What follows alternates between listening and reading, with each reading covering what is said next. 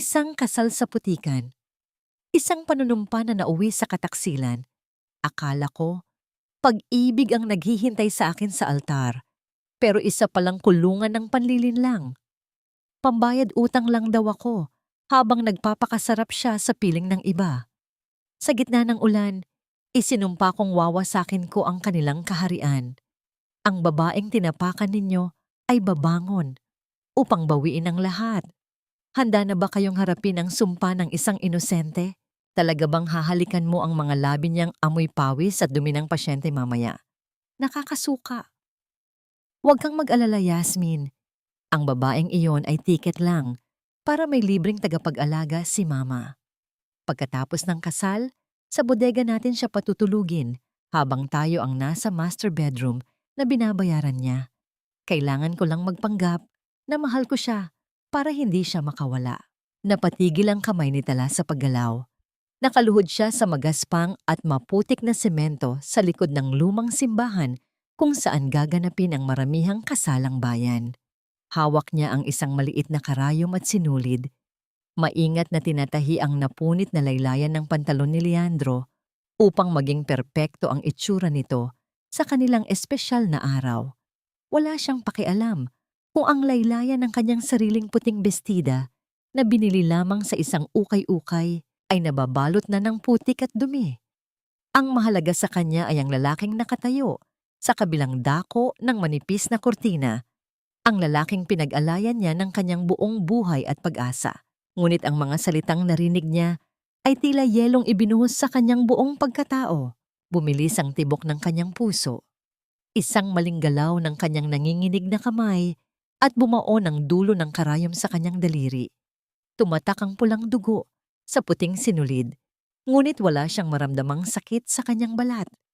Ang kirot ay nasa loob, malalim. Tila pinupunit ang kanyang dibdib, namahid ang kanyang buong katawan. Ang mga maiingay na boses ng ibang mga ikakasal sa labas ay biglang naging isang nakakabinging katahimikan. Unti-unting nahulog ang karayom mula sa kanyang mga kamay na puno ng kalyo dahil sa walang tigil na pagtatrabaho sa ospital. Tumingala siya, umaasang na mali lang siya ng dinig, umaasang hindi tinig ng kanyang mapapangasawa ang nagbitiw ng mga patalim na yon. Ngunit nakita niya ang anino ng dalawang taong magkayakap sa likod ng tel. Bago pa man niya makuhang tumayo upang harapin sila, biglang nahawi ang kurtina mula sa kanyang likuran.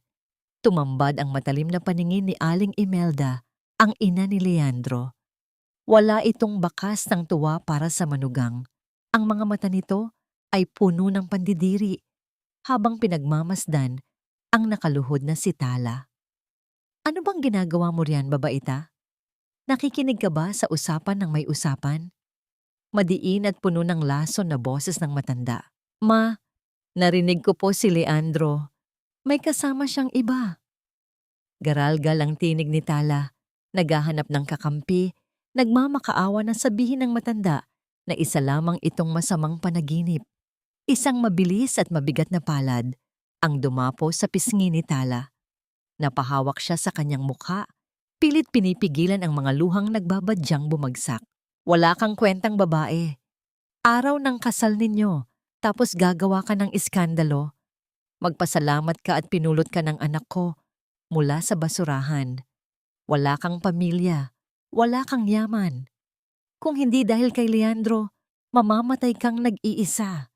Kaya punasan mo yang luha mo at huwag mong sirain ang araw na ito kung ayaw mong ipahiya kita sa lahat ng tao rito. Tinalikuran siya ng matanda at naglakad palayo. Naiwan si Tala na nakaluhod pa rin sa putikan. Pakiramdam niya ay ninakaw ang hangin sa kanyang paligid. Ang lalaking akala niya ay tagapagligtas niya ay siya palang magkukulong sa kanya sa isang impyerno. Nagsimulang tumugtog ang musika ng simbahan. Hudyat na upang maglakad ang mga ikakasal patungo sa altar. Tumayo si Tala. Pinunasan niya ang dugo sa kanyang daliri at ang dumi sa kanyang tuhod. Bawat hakbang niya patungo sa altar ay tila paglalakad sa ibabaw ng mga basag na salamin. Ang mga tao sa paligid ay nakangiti, pumapalakpak. Ngunit para kay Tala, sila ay mga multong saksi sa kanyang pagpasok sa isang kabaong. Nang makarating siya sa dulo, sinalubong siya ni Leandro. Ang mukha nito ay maaliwalas. Ang mga ngiti ay tila napakatamis at puno ng pag-ibig. Kinuha nito ang kanyang nanginginig na mga kamay at marahang pinisil. "Napakaganda mo ngayon, mahal ko." Malambing na bulong ni Leandro. Sapat lamang para silang dalawa ang makarinig. Tinitigan ni Tala ang mga mata ng lalaki. Nakita niya ang perpektong maskara ng isang sinungaling. Marahang itinaas ni Leandro ang belo ni Tala at inilapit ang mukha nito upang gawin ang halik na magsaselyo sa kanilang habambuhay na sumpaan. Ipinikit ni Tala ang kanyang mga mata, hindi dahil sa kilig, kundi upang itago ang pagguho ng kanyang kaluluwa.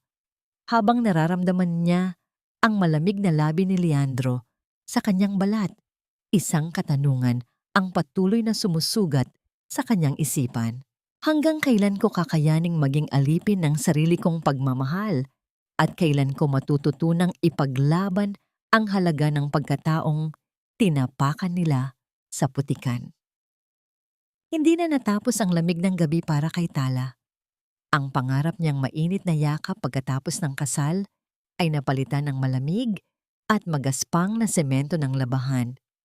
4:00 pa lamang ng madaling araw, ngunit nakayuko na siya sa harap ng malaking batya. Kinukuskos ang mga makakapal na maong at kamiseta ni Leandro at ng mga kaibigan nitong nakitulog sa kanilang maliit na bahay. Bawat pagpiga niya sa mga basang damit ay sinusundan ng pagkirot ng kanyang mga paltos sa palad. Ito na ang kanyang naging buhay, 1 linggo matapos ang araw na isinumpa niya sa harap ng altar.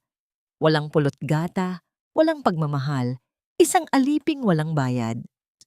Nang matapos siyang magsampay sa ilalim ng malamig na hamog, dali-dali siyang pumasok sa loob upang lampasuhin ang sahig ng sala. Gumagapang siya sa sahig, tinitiyak na walang kahit anong bakas ng alikabok ang maiiwan dahil alam niya ang mangyayari kapag nagising ang kanyang biyenan. Ngunit bago pa man niya maitabi ang basahan, bumukas ang pinto ng master bedroom. Lumabas si Aling Imelda, nakasuot ng magarang duster, hawak ang isang tasang kape. Tiningnan ng matanda ang kumikinang na sahig, pagkatapos ay sadyang ibinuhos ang natitirang kape sa mismong gitna ng nilampaso ni Tala. Kumalat ang maitim na likido, sumisira sa pinaghirapan ng dalaga. "Napakatamad mo talaga." Matinis at mapangutyang wika ni Aling Imelda habang pinagmamasdan ang gulat na mukha ni Tala. "Anong oras na? Basang-basa pa rin itong sahig. Gusto mo ba akong madulas at mamatay ng maaga para masolo mo ang anak ko?" "Ma, kakatapos ko lang po. Huwag mo akong sinasagot." Madiing putol ng matanda. "Tandaan mo, Tala, nakikitira ka lang dito. Wala kang dote, wala kang trabahong maipagmamalaki. Ang katawan at lakas mo lang ang pambayad mo sa pabor na ginawa ng anak ko nang iahon ka niya sa hirap. Kaya huwag kang mag-inarte dyan. Linisin mo yan ulit at ipaghanda mo kami ng almusal." Pabigat, napayuko na lamang si Tala. Kinakagat ang ibabang labi upang pigilan ang paghikbi. Muli niyang isinawsaw ang basahan sa tubig. Pinupunasan ang sahig kasabay ng pagtulo ng kanyang mga luha. Sanay na siya sa hirap. Ngunit iba pala ang pait kapag ang nagpapahirap sa'yo ay ang pamilyang pinili mong mahalin. Nang matiyak niyang tulog na muli ang matanda matapos kumain, nakahanap si Tala ng maikling sandali ng pahinga. Naupo siya sa tabi ng bintana sa likod bahay, hawak ang isang kapirasong matigas na pandesal na itinira lamang sa kanya. Isang payat at madungis na pusang gala ang dahan-dahang lumapit. Tumitingin sa hawak niyang tinapay na may maamong mga mata. Tipid na ngumiti si Tala at piniraso ang tinapay upang ibigay sa hayop.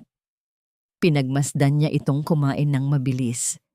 Sa mumunting nilalang na yon, nakikita niya ang kanyang sarili. Naghihintay ng limos, nagtitiyaga sa mga tira-tira ng iba para lamang mabuhay. Hinaplos niya ang ulo ng pusa, bumubulong sa hangin na tila pilit kinukumbinsi ang sarili. Lalaban siya. Kailangan niyang magtiis dahil baka sakaling magbago pa si Leandro. May asawa na siya at yun ang mahalaga. Pagpasok niya sa kwarto upang tupiin ang mga damit ni Leandro, napansin niya ang pitaka nitong nakapatong sa mesa. Bahagyang nakabukas iyon. Habang kinukuha niya upang itabi, isang lumang litrato ang nahulog sa sahig. Pinulot niya ito at kumunot ang kanyang noo.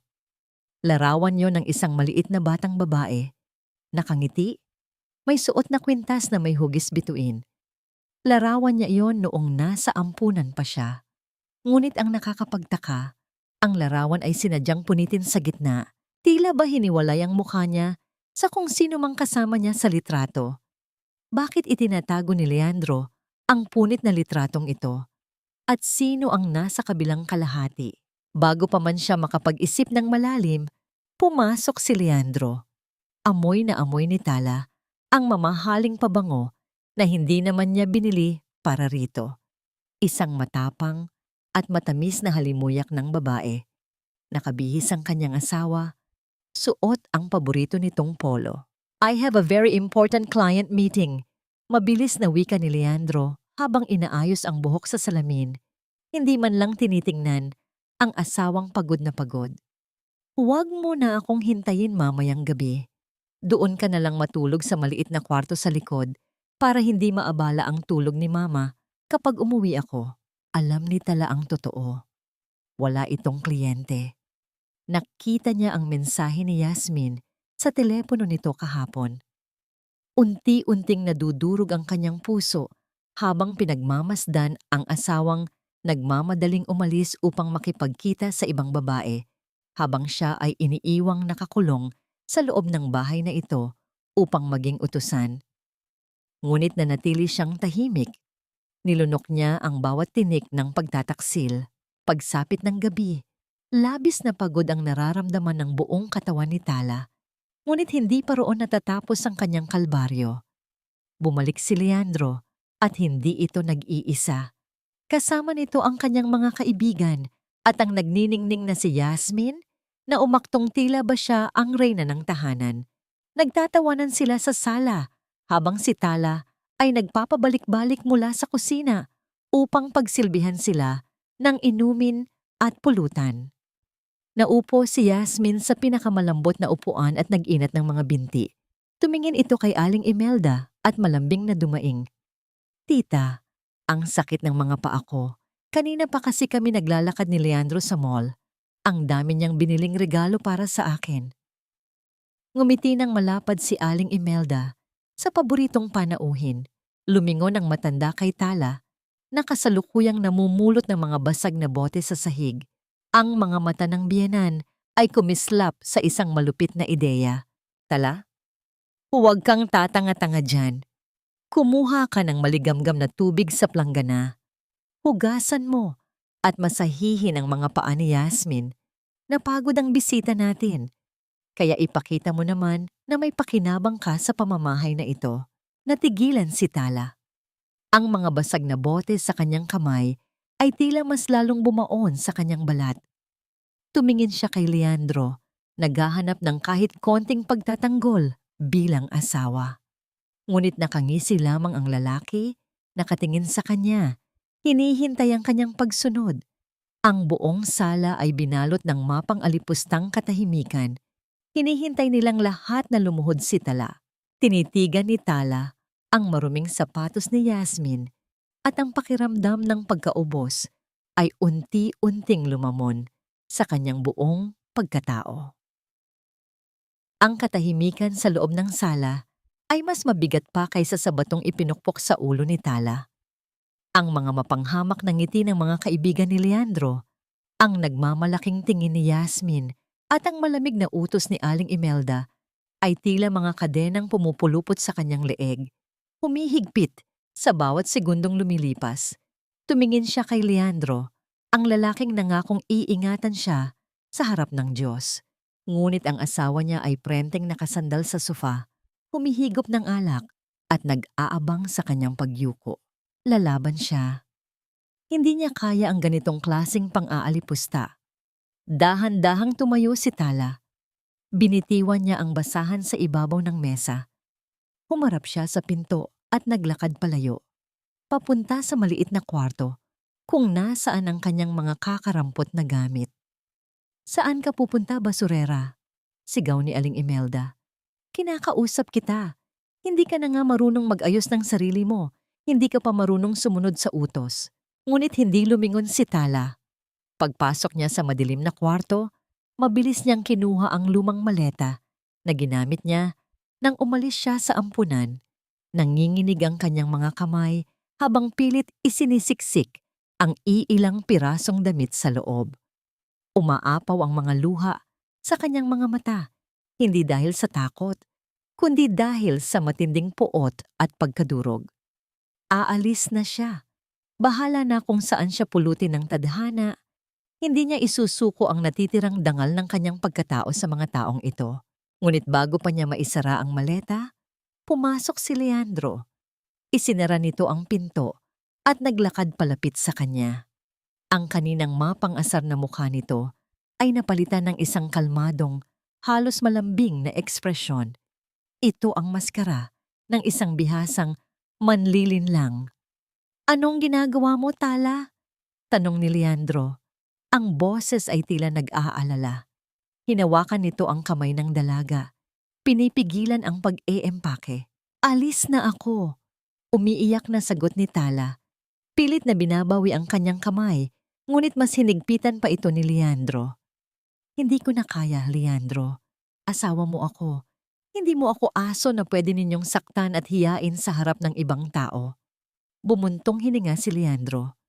Hinaplos nito ang buhok ni Tala, isang galaw na palaging nagpapalambot sa puso ng dalaga noong nagsisimula pa lamang silang magkasintahan. "Alam mo ba kung gaano kakaswerte?" Banayad ngunit may bahid ng panunumbat ang boses ng lalaki. "Noong una kitang nakita sa labas ng ampunan, wala kang makain. Nakikihati ka lang sa tira-tira ng iba. Sino ang nagpakain sa'yo? Sino ang nagbigay sa'yo ng bahay ng pamilya? Ako. Kung aalis ka ngayon, saan ka pupunta? Babalik ka sa pagiging patay gutom sa kalye." Napatigil si Tala. Ang mga salitang yon ay tumusok sa kanyang pinakamalalim na takot.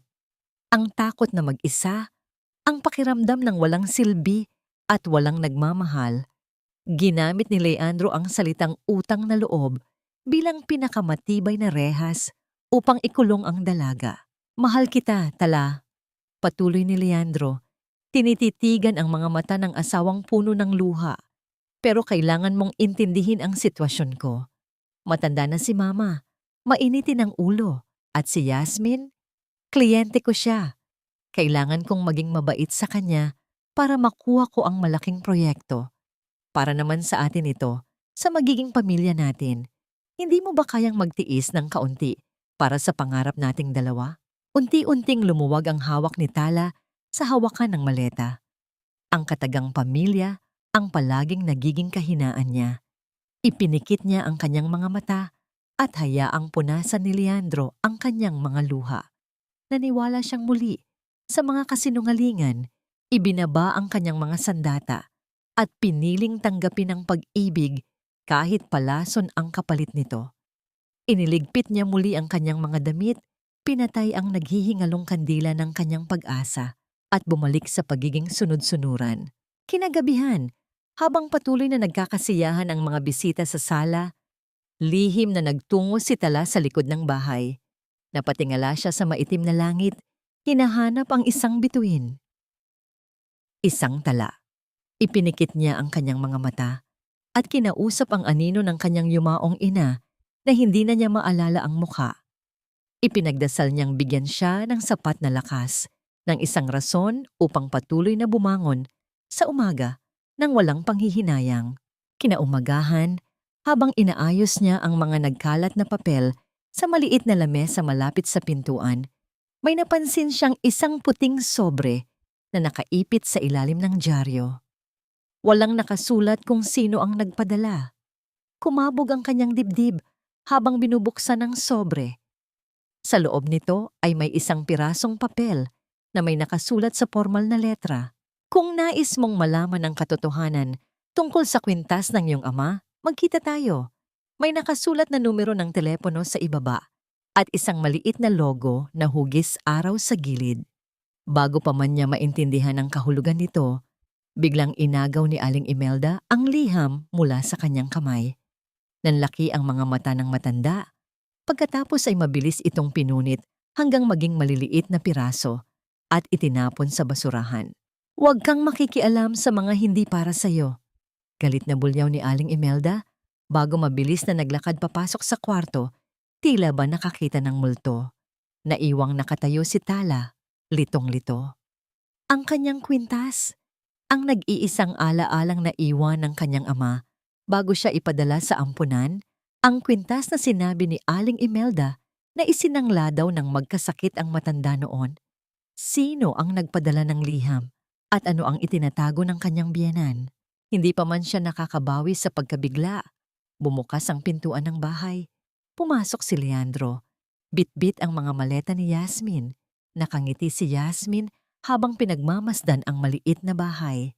"Mama, Tala," masiglang wika ni Leandro. Dito muna titira si Yasmin ng ilang araw. Inaayos kasi ang kondo niya. Naramdaman ni Tala na unti-unting gumuho ang lupang kinatatayuan niya. Ang kanyang asawa, inuwi ang ibang babae sa mismong bubong na pinagsasaluhan nila. At alam niyang wala siyang magagawa kundi ang tumango. Ang presensya ni Yasmin sa loob ng maliit na bahay ay tila isang nakamamatay na lason na unti-unting kumakalat sa hangin. Sinasakal ang bawat paghinga ni Tala. Ang ilang araw na ipinangako ni Leandro ay umabot ng 2 linggo. At sa loob ng 2 linggong iyon, ang buhay ni Tala ay naging isang walang katapusang pista ng pang-aabuso sa sarili niyang tahanan. Ito ang gabi na hindi niya malilimutan. Nag-imbita si Leandro ng marami pa nitong kaibigan, mga kakilala sa negosyo, mga kasamahan ni Yasmin. Ang sala na dating pinupunasan ni Tala, araw-araw ay puno ng usok ng sigarilyo, amoy ng mamahaling alak at malalakas na tawanan. Si Yasmin ay nakaupo sa tabi ni Leandro. Ang kamay ng lalaki ay nakapatong sa bewang ng dalaga habang nag-uusap at nagtatawanan sa harap ng lahat. Walang nakapansin sa babaeng nakatayo sa sulok ng kusina. Suot ang kanyang kupas at maluwag na duster, naghihintay ng utos. "Tala, nasaan na ang yelo? Ang bagal-bagal mo naman." Sigaw ni Leandro mula sa sala. Ang boses ay matalim at puno ng inis. Nagmamadaling kumuha si Tala ng yelo sa lumang refrigerator nang idala niya ang lalagyan patungo sa lamesa kung saan nakaupo ang grupo. Naramdaman niya ang mga mapanghusgang tingin ng mga kaibigan ni Leandro. Sinusuri nila ang kanyang damit, ang kanyang buhok na basta na lamang itinali, at ang kanyang mga kamay na magaspang at may mga kalyo. "Leandro bro, ito ba talaga ang pinakasalan mo?" Tanong ni Mark, isa sa mga kaibigan ng lalaki na may halong panlilibak sa boses. "Para namang hindi asawa ang kinuha mo, kundi katulong na walang bayad. Tingnan mo nga ang suot, parang basahan." Nagtawanan ang buong grupo. Sa halip na ipagtanggol ang asawa, nakitawa pa si Leandro. Tiningnan niya si Tala mula ulo hanggang paa at may pagkadisgusto sa kanyang mga mata. "Hayaan mo na bro. Alam mo naman, galing sa mahirap. Hindi marunong mag-ayos ng sarili. Swerte nga niya at pinakasalan ko pa siya eh." Tila tinusok ng libu-libong karayom ang puso ni Tala. Nakatayo lamang siya doon, nakayuko, yakap ang blangkong lalagyan ng yelo habang pinagmamasdan ng lalaking pinili niyang pag-alayan ng buhay na kinukutya siya sa harap ng iba. Gusto niyang sumigaw, gusto niyang sabihin na ang mga basahang suot niya ay dahil binili niya ng gamot ang ina ni Leandro at ipinambayad sa utang sa kuryente ng mismong bahay na ito, ngunit pinili niyang lumunok at manahimik. Ang takot na maiwang mag-isa ay mas malakas kaysa sa kanyang dignidad. Ayan, namumula na ang muka. Natatawang wika ni Yasmin, nakatingin ng direkta kay Tala. "O baka naman pawis lang yan. Sobrang init kasi sa kusina ninyo." Sadyang inunat ni Yasmin ang kanyang braso at sa isang tila inosenteng paggalaw, Nabunggo ng siko nito ang isang baso ng pulang alak na nakapatong sa mesa. Ang buong baso ng alak ay tumapon, direktang bumagsak at nagmantsa sa kupas na damit ni Tala. Kumalat ang pulang likido sa tela, parang dugong umaagos. Oops, sorry aksidente. Pilit ang ngiti ni Yasmin habang nagtatakip ng bibig, ngunit ang kanyang mga mata ay kumikinang sa tagumpay. Nag-init ang mga mata ni Tala. Ang panginginig ng kanyang mga kamay ay hindi na dahil sa lamig, kundi dahil sa labis na pagkapahiya. Tiningnan niya si Leandro, nagmamakaawa ng kahit katiting na simpatiya. Ngunit ang ginawa ni Leandro ay kumuha ng tissue at inihagis ito sa sahig sa harap ni Tala. Linisin mo yan, utos ni Leandro. At mag-sorry ka kay Yasmin. Muntik mo nang mabasa ang mamahaling damit niya dahil dyan sa katangahan mo. Tumingin ka kasi sa dinadaanan mo. Pero, hindi ako ang nakatabig. Mahinang apela ni Tala. Ang boses ay nanginginig sa pagpipigil ng mangluha. Huwag ka nang sumagot. Gawin mo na lang. Sigaw ng biyanan na si Aling Imelda mula sa gilid. Lalong nagpalakas ng loob ng mga bisita na kutyain siya. Lumuhod si Tala. Dahan-dahang pinulot ang tissue at pinunasan ng alak na tumapon sa sahig at sa sapatos ni Yasmin, kasabay ng palihim na pagtulo ng kanyang mga luha. Ang bawat hagod ng kanyang kamay ay pagbura sa natitira niyang pag-asa. Wala siyang kakampi. Sa bahay na ito, siya ay isang basura na pwedeng apakan ng sinuman. Nang matapos ang gabi at makatulog na ang lahat matapos ang pagdiriwang, nanatili si Tala sa maliit niyang kwarto. Tumayo siya sa harap ng bitak-bitak na salamin na nakadikit sa pader. Pinagmasdan niya ang babaeng nakatingin pabalik sa kanya. Ang mukha ay payat, ang mga mata ay malalim at pinalilibutan ng itim. Ang balat ay namumutla. Hindi niya kilala ang taong iyon. Nasaan na ang Tala na dating puno ng pangarap at pag-asa nung bata pa siya? Kinain na ng pag-ibig na naging kulungan niya. Gusto niyang umiyak ngunit wala ng luhang lumalabas. Parang isang tigang na lupa ang kanyang puso. Pumasok siya sa maliit na banyo upang labhan ang kanyang namantsahang damit. Habang kinukusot niya ang tela, narinig niya ang mahinang boses ng dalawang nag-uusap sa labas ng pinto ng banyo. Boses ni Yasmin at Leandro. Kailan mo ba papipirmahin ang matanda? Tanong ni Yasmin. Ang boses ay naiinip. Huwag kang mag-alala, malapit na. Sagot ni Leandro, tinutukoy ang kanyang amang si Don Roberto na matagal nang nakaratay sa sakit at walang kakayahang magsalita ng maayos. Kailangan ko lang siyang malinlang na ipasa sa akin ang mga lupa sa probinsya bago siya mamatay. Pag nangyari iyon, pwede ko nang itapon ang asawa kong yon at bubuo na tayo ng sariling buhay. Huminto sa paggalaw ang mga kamay ni Tala sa paglalaba. Ang lamig ng tubig ay mas tumagos pa sa kanyang mga ugat. Lupa sa probinsya? Gagamitin lang siya hanggang makuha ang mana? Ang matinding pagkabigla ay nasundan ng isa pang kakatwang pakiramdam. Naramdaman niya ang matinding pagkahilo. Kumapit siya sa lababo at pumikit ng mariin, kasabay ng pamilyar na pananakit sa kanyang puson. Nang idilat niya ang kanyang mga mata, napatingin siya sa kalendaryong nakasabit sa gilid. Binilang niya ang mga araw.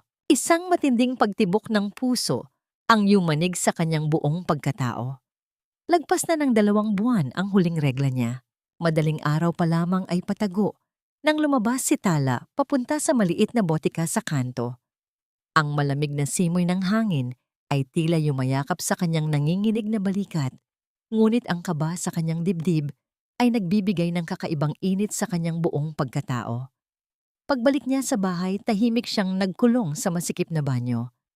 Hawak niya ang isang mumurahing pregnancy test, ang huling barya sa kanyang bulsa ang ipinambili rito. Ang bawat segundo ng paghihintay ay tila isang mabagal na pag-ikot ng mundo. Nakatitig siya sa maliit na bintana ng plastik. 1, 2. 2 malinaw at pulang linya ang lumitaw. Napatakip si Tala sa kanyang bibig upang pigilan ang isang malakas na paghikbi. Namuo ang maiinit na luha sa kanyang mga mata. Ngunit sa pagkakataong ito, hindi ito luha ng pighati. Dahan-dahan niyang inilapat ang kanyang magaspang na palad sa kanyang sapag-flat na tiyan. Sa kauna-unahang pagkakataon, matapos ang 1 taon ng panliliit at pagdurusa, isang tunay at matamis na ngiti ang sumilay sa kanyang mga labi. May buhay sa loob niya. Isang maliit na anghel na magiging kakampi niya, isang dugong, mag-uugnay sa kanya at kay Leandro. Pilit niyang kinumbinsi ang sarili na ito na ang himalang hinihintay niya. Kapag nalaman ni Leandro na magiging ama na ito, magbabago ito. Maiisip nito ang halaga ng isang buong pamilya at iiwan na nito si Yasmin. Ito ang magiging simula ng kanilang bagong buhay. Itinago niya ang pregnancy test sa loob ng kanyang lumang aparador bago siya nagmadaling pumunta sa kwarto ng kanyang biyenang lalaki upang gawin ang kanyang pang-araw-araw na tungkulin. Nakaratay si Don Roberto sa kama, payat, maputla, at hindi makapagsalita ng tuwid dahil sa matinding stroke. Si Tala lamang ang nag-aasikaso sa kanya araw-araw. Nagpupunas, nagpapalit ng lampin, at nagpapakain habang ang sarili nitong asawa at anak ay hindi man lang dumudungaw sa kwarto. Habang sinusubuan ni Tala ang matanda ng malabnaw na lugaw, hindi niya napigilang ibulong ang kanyang sikreto. Pa, magkakaapo na po kayo. Malambing na bulong ni Tala. Ang mga mata ay nagniningning sa pag-asa. Magiging maayos din po ang lahat. Magiging buo na po kami ni Leandro. Biglang natigilan si Don Roberto. Ang mga mata ng matanda ay nanlaki. Tila may matinding emosyon na gustong kumawala. Sa isang hindi inaasahang pagkakataon, iniangat ng matanda ang kanyang nanginginig na kamay at mahigpit na hinawakan ang pulso ni Tala. Nagulat ang dalaga sa lakas ng kapit nito. Bumuka ang mga tuyong labi ng matanda, pilit na pinipiga ang hangin mula sa kanyang lalamunan upang makabuo ng salita. Garalgal at hirap na hirap nitong wika. Ang mga mata ay nakatitig ng diretso kay Tala, tila nagbababala. Kumunot ang noo ni Tala. An po? Sino po si An, Papa? May gusto po ba kayong ipasabi? Bago pa man makasagot ang matanda, umalingaw-ngaw ang matinis na boses ni Aling Imelda. Mula sa labas ng pintuan, inuutusan siyang maglaba ng mga kurtina. Agad na bumitaw ang matanda. Bumalik sa pagiging blanko ang ekspresyon nito na tila ba nawalan muli ng lakas, habang si Tala ay naiwang puno ng katanungan. Bakit pangalan ng ibang tao ang sinambit ng kanyang biyenan? At bakit tila may takot sa mga mata nito? Ngunit isinantabi muna ni Tala ang mga tanong na yon. Ang araw na ito ay masyadong espesyal para sirain ng pag-aalala. Ngayon ang unang anibersaryo ng kasal nila ni Leandro. Gagamitin niya ang lahat ng kanyang naitabing barya mula sa palihim na paglalaba sa mga kapitbahay upang maghanda ng isang espesyal na salo-salo. Pagsapit ng gabi, ang maliit na hapagkainan ay napuno ng paboritong beef caldereta ni Leandro. Pinunasan ni Tala ang mesa hanggang sa kuminang. Naglagay ng 2 lumang kandila sa gitna at isinuot ang nag-iisa niyang maayos na damit, ang kupas na asul na bestida na suot niya noong unang beses silang nag-date. Handa na niyang ibigay ang sorpresa. Handa na siyang patawarin ang lahat ng pagkukulang ng kanyang asawa, alang-alang sa bata, sa kanyang sinapupunan. Ngunit lumipas ang 7 ng gabi. Naging 8, hanggang sa unti-unting matunaw ang mga kandila at lamigin ang pagkaing pinaghirapan niyang lutuin. Nakaupo lamang si Tala sa madilim na sala. Hawak ang kanyang lumang cellphone, paulit-ulit na tinatawagan ang numero ni Leandro, ngunit patuloy lamang itong nagriring. Kinagat niya ang kanyang labi, pinipigilan ang paninikip ng kanyang dibdib. Baka na traffic lang, baka may ginagawang overtime sa opisina para sa kanilang anibersaryo. Sa kanyang pag-scroll sa social media upang magpalipas ng oras at kaba, isang larawan ang lumitaw sa kanyang screen. Isang post mula kay Yasmin, nakatag sa isang mamahaling hotel sa syudad, na i-post 15 minuto pa lamang ang nakakalipas. Ang larawan ay nagpapakita ng 2 baso ng mamahaling wine na nag-iinuman sa harap ng isang malaking kama na may mga talulot ng rosas. Walang mukha ang mga tao sa larawan, ngunit hindi iyon kailangan ni Tala. Dahil sa gilid ng mesa, malinaw na nakapatong ang pamilyar na relo na may gasgas sa salamin. Ang mismong relong iniregalo niya kay Leandro noong nakaraang taon. Ang caption sa ilalim nito ay tila isang balaraw na direktang itinarak sa puso ni Tala. Celebrating our first year of real love. Thank you for choosing me tonight, babe. Nabitawan ni Tala ang telepono. Ang tunog ng pagbagsak nito sa sahig ay hindi na niya narinig dahil mas malakas ang pagguho ng sarili niyang mundo. Ang kanyang mga kamay ay nanlamig habang dahan-dahang napahawak sa kanyang tiyan. Ang lalaking hinihintay niyang maging ama ng kanyang anak ay kasalukuyang nagdiriwang ng anibersaryo sa ibang babae. Habang siya ay nakaupo sa dilim, pinapakain ng sariling mga pangarap na unti-unting nagiging abo. Hindi na hinintay ni Tala ang umaga.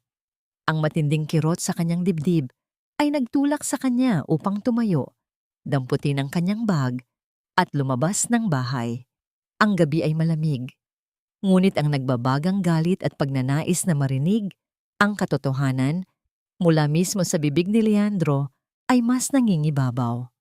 Sumakay siya sa isang pampasaherong jeep, nakatulala, sa madilim na kalsada.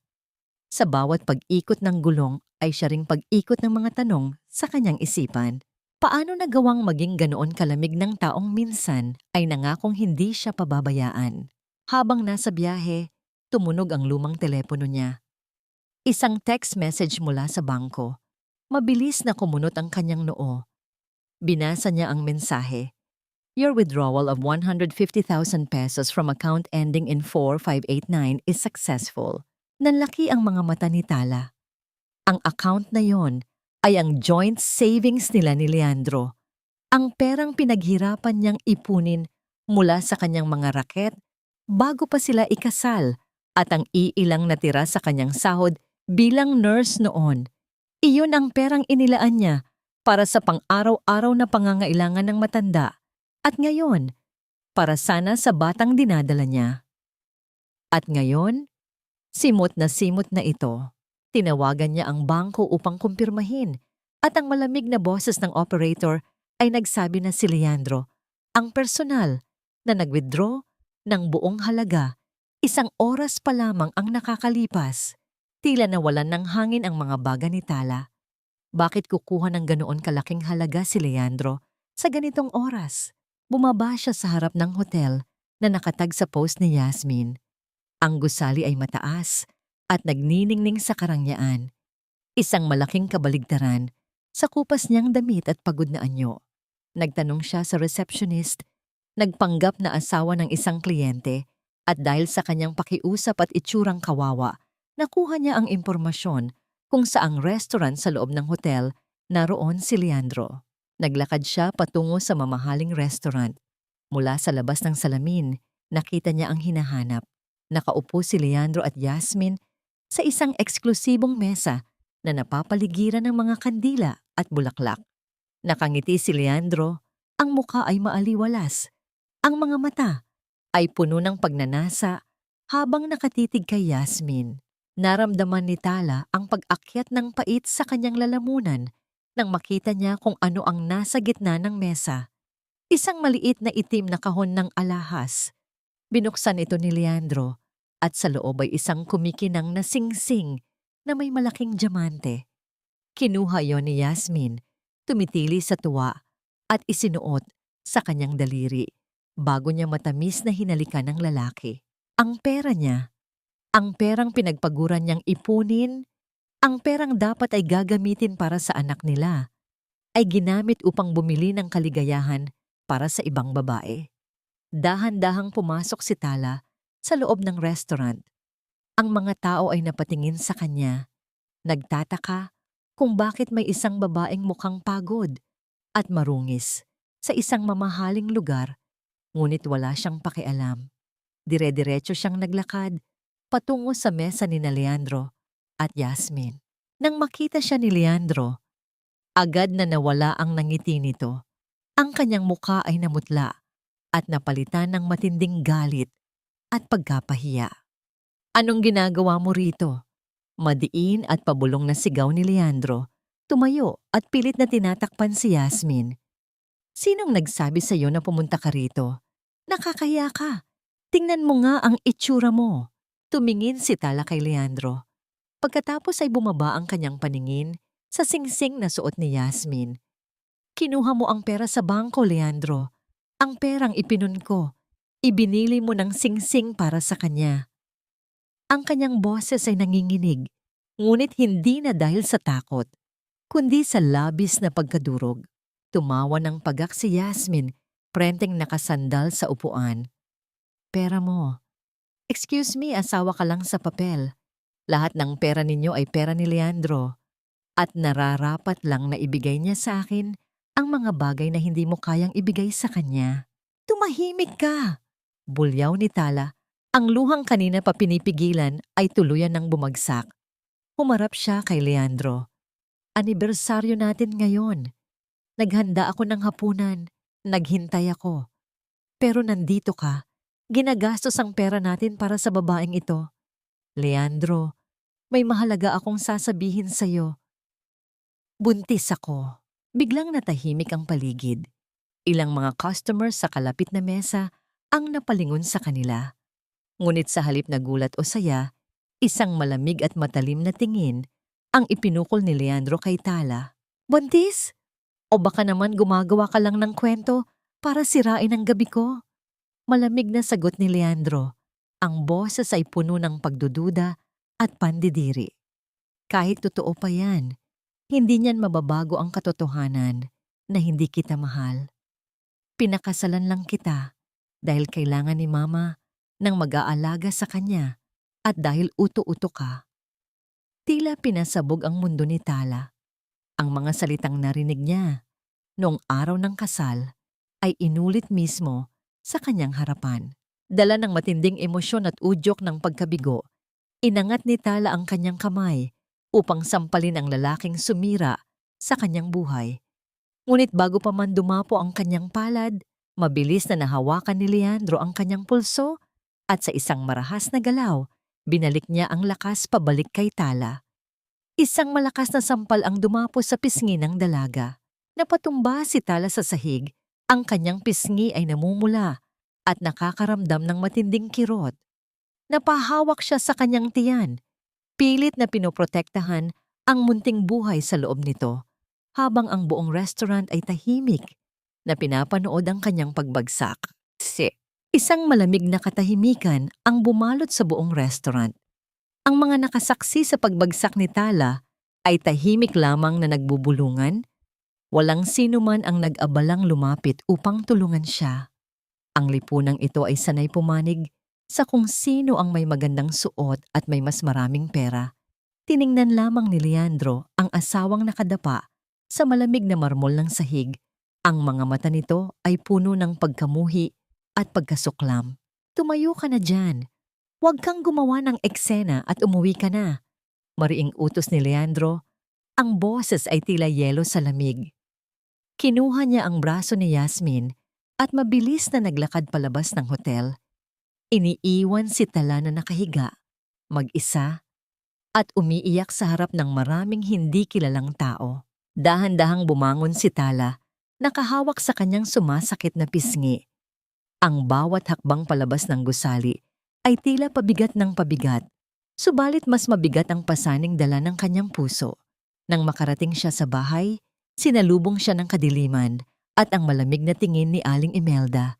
Nakaupo ang matanda sa sala, tila naghihintay ng kanyang pagdating. Saan ka galing? Bulyaw ng matanda. Ang lakas ng loob mong umalis ng bahay nang walang paalam. Wala kang kwentang asawa, kaya hindi ka masisisi kung humanap ng iba ang anak ko. Hindi sumagot si Tala. Wala na siyang lakas upang makipagtalo. Dire-diretso siyang umakyat sa hagdan patungo sa ikalawang palapag upang kunin ang kanyang mga natitirang gamit. Aalis na siya. Aalis siya para sa kapakanan ng anak niya.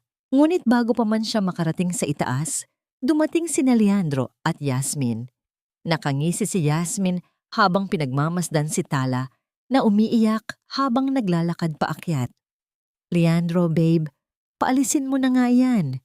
Maarteng utos ni Yasmin. Nakakadiri ang mukha niya. Nakakasira ng araw. Huminto si Tala sa gitna ng hagdan at humarap sa dalawa. Ang kanyang mga mata ay nag-aapoy sa galit. Wala kang karapatang paalisin ako, Yasmin.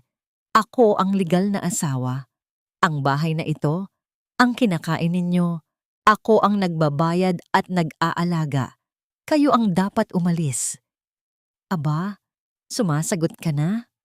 Umakyat si Yasmin ng ilang hakbang, lumapit kay Tala na may mapanuksong ngamong ngiti. Anong asawa? Isang katulong na pinakasalan dahil walang ibang mapagpilian? Ang kapal ng mukha mo. Inangat ni Yasmin ang kanyang kamay at sadyang itinulak ng malakas ang balikat ni Tala. Hindi nakahanda si Tala sa biglaang atake. Ang kanyang paa ay dumula sa makinis na kahoy ng hagdan. Isang matinding pagkahulog. Bumagsak ang katawan ni Tala. Bumulong-gulong pababa sa mahabang hagdan. Ang bawat pagtama ng kanyang likod at ulo sa matitigas na baitang ay isang nakakabinging kirot na tila pinipigtal ang kanyang kaluluwa. Nang tuluyang bumagsak ang kanyang katawan sa unang palapag, isang matinding pananakit ang gumuhit sa kanyang ibabang bahagi. Pumikit siya, ang paghinga ay mabigat at putol-putol. Nang idilat niya ang kanyang mga mata, ang unang nakita niya ay si Leandro. Nakatayo lamang ito sa itaas ng hagdan, malamig na nakatingin sa kanya. Hindi ito tumakbo pababa upang saklolohan siya. Hindi ito nag-aalala. Tulong. Garalgal at halos walang boses na pakiusap ni Tala. Inilalahad ang nanginginig na kamay patungo sa asawa. Ang anak natin. Ngunit sa halip na tumulong, tinalikuran siya ni Leandro. Huwag kang umarte na parang namamatay. Gumagawa ka lang ng eksena. Malamig na wika nito bago inakbayan si Yasmin na nagkukunwaring natatakot sa nangyari. Dahan-dahang ibinaba ni Tala ang kanyang paningin. Ang malamig na sahig sa ilalim niya ay unti-unting namumula. Kumakalat ang mainit na dugo mula sa kanyang hita patungo sa puting semento. Ang dugo ng munting buhay na kanina lamang ay nagbibigay sa kanya ng pag-asa. Ang matinding sakit ng kanyang katawan ay wala kumpara sa pagkadurog ng kanyang pagkatao nang mapagtanto niyang unti-unting nawawala ang kanyang anak. Ang anghel na hindi pa man nasisilayan ng mundo ay pinatay ng mga taong dapat ay magpoprotekta rito. Sa mga sandaling iyon, kasabay ng tuluyang pagpikit ng kanyang mga mata, dulot ng pagkawala ng dugo at malay, isang sumpa ang isinulat ng kanyang puso. Mula sa abo ng mga alaala at dugo ng aking anak, isisilang ang isang paniningil na hindi ninyo makakalimutan. Sa loob ng madilim na panaginip, naramdaman ni Tala na may isang malambot at malaking kamay ang humaplos sa kanyang noo. Isang mainit na tinig ang tumawag sa kanyang pangalan. Anak, huwag kang susuko. Narito na ako. Bumalik ang kanyang malay sa isang puting silid sa ospital. Ang amoy ng gamot at ang malamig na hangin ng aircon ay nagpabalik sa kanya sa malupit na realidad. Nakahiga siya at sa tabi ng kanyang kama ay nakatayo si Aling Imelda. May hawak na isang pirasong papel na tila resibo ng ospital. Mabuti naman at gising ka na. Walang emosyong wika ng matanda. Sayang ang ibinayad naming ospital sa'yo.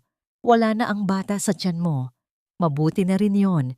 Isa pa yang pabigat sa buhay namin kung sakali. Kapag nakalabas ka na, bumalik ka agad sa bahay at maglaba. Ang daming nakatambak.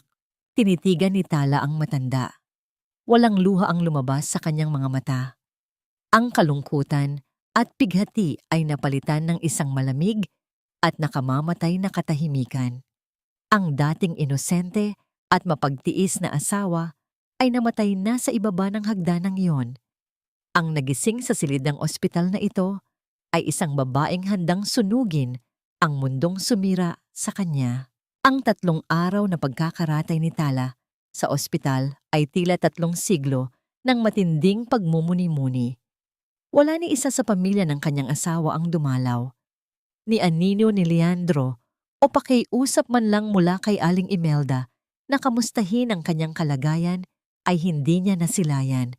Ngunit sa pagkakataong ito, hindi na siya naghihintay ng kanilang pagdating. Ang bawat pagpatak ng dextrose sa kanyang ugat ay nagsisilbing panggatong sa apoy na nagliliyab sa kanyang puso. Sa ikatlong gabi, habang tulog ang lahat ng pasyente sa ward, dahan-dahang bumangon si Tala mula sa kanyang kama. Ang katawan niya ay mahina pa at may iniinda pang sakit sa kanyang tiyan at likod. Ngunit ang kanyang determinasyon ay mas matigas pa sa bakal. Binuksan niya ang maliit na drawer sa gilid ng kama at kinuha ang kanyang lumang bag. Sa pinakasulok nito ay nakatago ang gusot na pirasong papel na naglalaman ng numero ng telepono at ang logo ng araw. Ang numerong palihim niyang naitago bago pa man ito punitin ni Aling Imelda. Huminga siya ng malalim, inilabas ang kanyang lumang cellphone at nag-type ng mensahe. Nandito ako sa City General Hospital. Gusto kong malaman ang totoo tungkol sa kwintas at sa aking ama. Pindot ng send.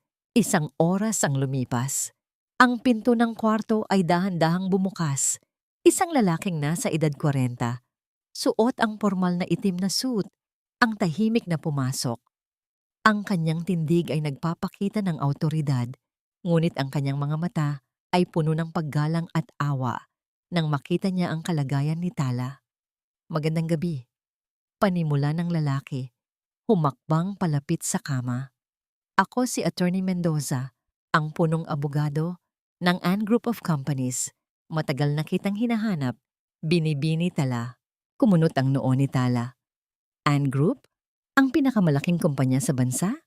Anong kinalaman ko sa inyo? At anong kinalaman nito sa kwintas ng ama ko? Inilabas ni Attorney Mendoza ang isang folder mula sa kanyang briefcase. Binuksan niya ito at inilapag sa harap ni Tala ang isang larawan ng isang matandang lalaki na nakangiti. May suot na kurbata at pamilyar na kwintas na hugis bituin. Ito ang mukha ng matandang palaging napapanaginipan ni Tala. Ito ang iyong tunay na ama, si Don Eduardo Ann, ang nagtatag ng Ann Group. Seryosong paliwanag ng abogado. 15 taon na ang nakakalipas. May mga taong gustong pumatay sa kanya para makuha ang kumpanya. Upang iligtas ka, ipinagkatiwala ka niya sa isang malayong kamag-anak. Ang mag-asawang nang iwan sa iyo sa ampunan nang hindi mo dala ang iyong kwintas. Namatay ang iyong ama 5 taon na ang nakararaan, ngunit bago siya pumanaw, ibinuhos niya ang lahat ng kanyang yaman at kapangyarihan upang hanapin ka at siguraduhin sa iyo mapupunta ang buong imperyo. Ang mga salita ng abogado ay tila mga tipak ng yelo na bumabagsak sa utak ni Tala. Anak siya ng isang bilyonaryo. Ang kwintas na ipinagmalaki niyang pag-aari at ninakaw ni Aling Imelda upang isanla ay ang susi ng kanyang totoong pagkatao. Bakit ngayon lang? Garalgal ang boses ni Tala. Ang luha ay muling nagbabadyang tumulo. Bakit ngayon ninyo lang ako nahanap? Kung sana nalaman ko ito ng maaga. Baka sana buhay pa ang anak ko. Napahawak siya sa kanyang tiyan. Ang sakit ng pagkawala ay muling sumugat sa kanyang dibdib. Lumambot ang mukha ng abogado. Patawad, Tala. Nang matukoy namin ang kinaroroonan mo 1 taon na ang nakalilipas, kinasal ka na kay Leandro. Sinubukan naming makipag-ugnayan, ngunit ang asawa mo, si Leandro, ay sinadyang itago ang lahat ng aming mga padala. Alam niya kung sino ka at hinihintay lang niya ang tamang pagkakataon para makuha ang iyong yaman sa pamamagitan ng pagiging legal mong asawa. Parang bombang sumabog ang mga katotohanan yon sa isipan ni Tala. Kaya pala biglang naging mabait si Leandro bago sila ikasal. Kaya pala itinatago nito ang punit niyang litrato At kaya pala sinabi ng matandang si Don Roberto ang pangalang Ann bago pa man siya maitaboy ni Aling Imelda. Pinlano ni Leandro ang lahat upang ikulong siya at gamitin ang kanyang pagkatao bilang tiket sa yaman. Ang lungkot at pagkadurog ay biglang naglaho. Napalitan ito ng isang malamig at nagngangalit na determinasyon. Tinitigan ni Tala ang abogado. Ang kanyang mga mata ay walang ni isang bakas ng kahinaan. Ano ang gusto mong gawin, Tala? Tanong ni Attorney Mendoza. Tila binibigyan siya ng kapangyarihan upang magdesisyon sa kanyang kapalaran. Dahan-dahang tumayo si Tala at naglakad patungo sa salamin sa loob ng banyo ng ospital. Pinagmasdan niya ang kanyang sarili, ang maputlang mukha, ang magulong buhok, at ang mga matang namamaga sa kaiiyak. Saglit siyang tumahimik, tila pinipilit ayusin ang kanyang paghinga. Kinuha niya ang gunting na nakapatong sa lababo at maingat na pinutol ang ilang hibla ng kanyang mahabang buhok na para bang isang tahimik na pahiwatig ng pagbabago. Nang matapos, inayos niya ang kanyang sarili at humarap kay Attorney Mendoza. Ang kanyang mga mata ay malinaw at matatag, puno ng bagong determinasyon. Hindi na ako si Tala na asawa ng isang walang kwentang lalaki. Malamig na deklarasyon niya. Ako si Tala Ann at gusto kong magbayad sila sa bawat patak ng dugo na nawala sa akin. Nang umaga ring iyon, pagdating ng mga nurse upang tignan ang pasyenteng na miscarriage, nadatnan nila ang kwarto na walang laman. Wala ang mga gamit, wala ang pasyente. Ang tanging naiwan lamang sa ibabaw ng unan ay isang bungkos ng ginupit na buhok at isang resibo ng bayarin sa ospital na may malaking tatak na kulay pula. Paid in full by Ann Group. Ang unang umaga, matapos ang pagkawala ni Tala, sa ospital ay naging simula ng isang tahimik ngunit nakakabinging sakuna sa loob ng bahay ni Leandro. Nakasanayan na ni Aling Imelda na paggising niya, nakahanda na ang mainit na kape at nilagang itlog sa mesa. Nakasanayan na niyang malinis ang sala at mabango ang mga damit na isusuot ng kanyang anak. Ngunit sa araw na ito, ang sumalubong sa kanya ay ang mabahong amoy ng mga pinagkainan kagabi at ang bundok ng mga damit na nakatambak sa labahan. Tala, nasaan ka na namang basurera ka? Sigaw ng matanda. Umaling-awngaw ang boses sa buong bahay. Binuksan niya ang pinto ng maliit na kwarto ni Tala, ngunit wala siyang nadatnang tao. Ang mga kagamitan nito ay wala na. Tila ba hindi kailanman nanirahan doon ang asawa ng kanyang anak?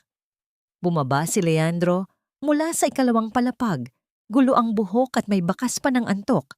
Kasunod si Yasmin na nagrereklamo. Ano ba yan, tita? Ang ingay naman.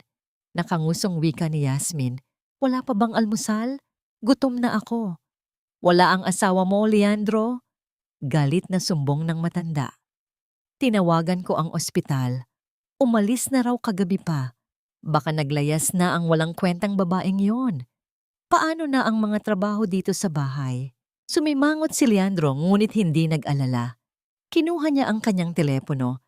Sigurado na isang tawag lamang ay babalik agad si Tala na parang isang asong nagmamakaawa. Ngunit hindi makontak ang numero nito. Hayaan mo na yon, ma. Nag-iinarte lang yon dahil nawala ang bata.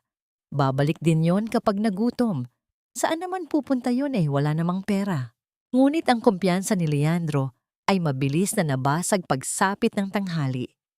Isang malakas na katok mula sa labas ang umagaw ng kanilang pansin.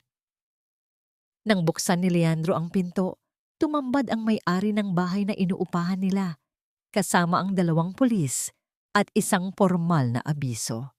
Magandang araw, Leandro. Seryosong wika ng ginang na may-ari. Nandito ako para ibigay ang eviction notice ninyo. Binibigyan ko kayo ng 3 araw para lisanin ang bahay na ito. Nanlaki ang mga mata ni Leandro at Aling Imelda. Teka, anong eviction notice? Nagbabayad kami ng upa buwan-buwan. Mariing pagtutol ng lalaki. Hindi ikaw ang nagbabayad, Leandro? Si Tala. Malamig na paliwanag ng ginang na matagal nang may awa sa asawa nito. Siya ang nakapangalan sa kontrata at siya ang pumupunta sa akin buwan-buwan para mag-abot ng pera. Tumawag siya kanina, ipinakansela na niya ang kontrata at binayaran ang natitirang utang. Dahil hindi kayo ang nasa kontrata, wala kayong karapatang manatili rito. Tila binuhusan ng nagyayelong tubig ang mag-ina. Ang bahay na ipinagmamalaki nilang sa kanila, ang bahay kung saan nila inalipusta si Tala, ay hindi pala nila pag-aari. Nilingon ni Leandro si Yasmin na biglang nag-iba ang timpla ng muka. Ano? Palalayasin tayo rito? Matinis na boses ni Yasmin, hindi makapaniwala. Babe, akala ko babahay mo ito? Saan tayo titira? Sa lansangan? Huwag kang mag-alala, Yasmin, aayusin ko to. Nagkukumahog na sagot ni Leandro. Ang kanyang perpektong maskara ng tagumpay ay unti-unting nababasag. Ngunit hindi roon natapos ang sumpa ng araw na yon. Pagdating ni Leandro sa opisina niya upang asikasuhin ang malaking proyekto na New District Development. Ang proyektong kanyang pinag-ipunan at ginastusan gamit ang nakaw na pera. Sinalubong siya ng mga tauhan niyang nag-eempake ng mga gamit. Anong nangyayari dito? Naguguluhang tanong ni Leandro. Sir, natanggap namin ang balita mula sa main office ng Ann Group. Tugon ng kanyang sekretarya. Ang boses ay puno ng kaba. Na-hold ang buong pondo ng New District. May bago daw silang nakaupong chairman na agad nag-utos ng malawakang audit sa lahat ng mga subsidiary projects. Bukas ang formal na pagpapakilala ng bagong chairman sa isang malaking gala event. Nasuspindi tayong lahat. Bumagsak si Leandro sa kanyang upuan. Ang lahat ng pinaghirapan niyang dayain, ang mga pondo ng kumpanya na inilipat niya sa kanyang personal na account para pambili ng alahas at luho ay posibleng mabulgar. Kapag nalaman ng bagong chairman ang mga ginawa niya, hindi lang siya mawawalan ng trabaho, maaari siyang makulong. Kailangan niyang pumunta sa gala event bukas. Kailangan niyang makausap at mapasunod ang bagong chairman ng Ann Group. Bago lumabas ang resulta ng audit, gagawin niya ang lahat. Gagamitin ang anumang koneksyon o suhol, mailigtas lamang ang kanyang sarili. Habang nagpapanik ang mundo ni Leandro, sa kabilang dako ng lungsod, sa pinakamataas na palapag ng isang marangyang penthouse na pag-aari ng Ann Group, nakatayo si Tala. Suot ang isang mamahaling itim na silk robe, hawak niya ang isang baso ng katas ng ubas. Ang dating magaspang na kamay niya ay makinis at inaalagaan na. Ang maikling buhok ay nagbibigay sa kanya ng isang matapang at sopistikadong anyo. Nakatingin siya sa ibaba, sa nagliliwanag na lungsod na tila mga bituin sa lupa. Lumapit si Attorney Mendoza sa kanyang likuran. Chairman Ann, formal na tawag ng abogado. Napadala na po ang imbitasyon kay Leandro para sa gala event bukas ng gabi.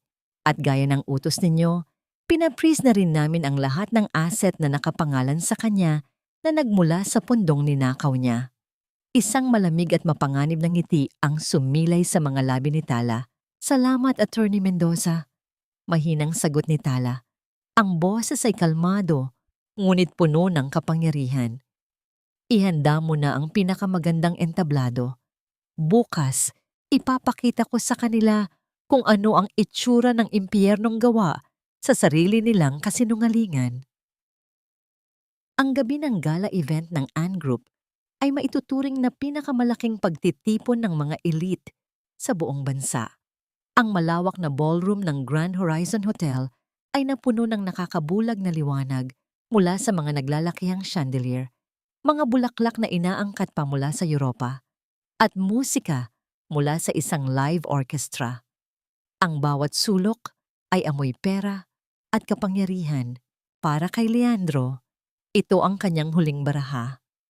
Suot ang isang mamahaling tuxedo na inutang pa niya upang mapanatili ang imahe ng yaman. Pumasok siya sa bulwagan, kasama si Yasmin na nakasuot ng makintab na pulang bestida at ipinagmamalaki ang malaking diamante sa kanyang daliri. Sa kabila ng mga ngiti ni Leandro, panay ang tulo ng kanyang malamig na pawis.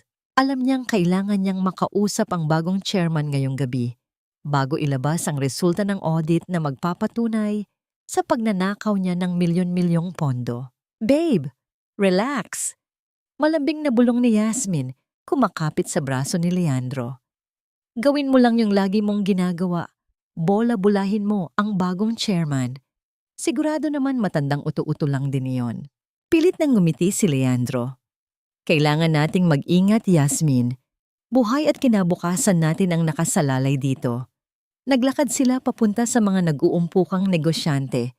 Pilit na nakikisalamuha at naghahanap ng pagkakataong makalapit sa VIP area kung saan inaasahang lalabas ang bagong pinuno ng kumpanya.